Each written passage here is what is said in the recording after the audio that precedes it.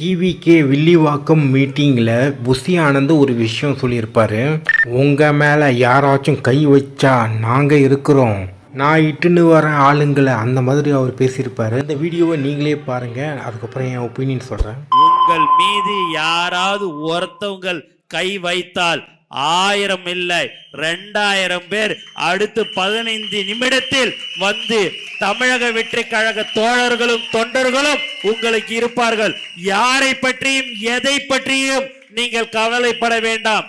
அவர்கிட்ட 5000 கோடி இருக்கலாம், 10,000 கோடி இருக்கலாம், மந்திரியா இருக்கலாம், எல்லாம் இருக்கலாம். ஆனா நம்ம கிட்ட நம்ம தலைவருடைய முகம் இருக்கிறது. இந்த மாதிரி ஏற்றி விட்டு மற்றவங்கள ஒன்றுமே இல்லாமல் ஆக்கிட்டு கரூர் சம்பவத்தில் பார்த்திங்கன்னா அவ்வளோ பேர் இறந்துட்டாங்க. ஆனால் புஷி ஆனந்த், ஆதவ் அர்ஜுனன், விஜய், ராஜ்மோகன், லயோலா மணி இவங்க எல்லாருமே பார்த்திங்கன்னா எஸ்கேப், அங்கே ஆளே காணும். புஷி ஆனந்த் பார்த்திங்கன்னா என்னை விட்டுருங்கோ, நான் வாழைப்பழம் சாப்பிட்ட உடம்பு எனக்கு எதுவுமே தெரியாது, அந்த மாதிரி இருந்தார். கரூர் சம்பவத்தில் தாவேகாக்கு ஒரு அட்வொகேட் கூட ரெப்ரசன்ட் பண்ணி அங்கே வரவே இல்லை. அவ்வளவு புவரான ஒரு ஆர்கனைஸ்டான கட்சி.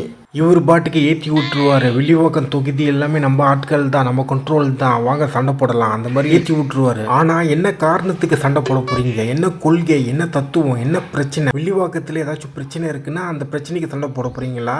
இல்லை யார் கெத்து யார் மாசுன்னு சொல்லி சண்டை போட போறீங்களா?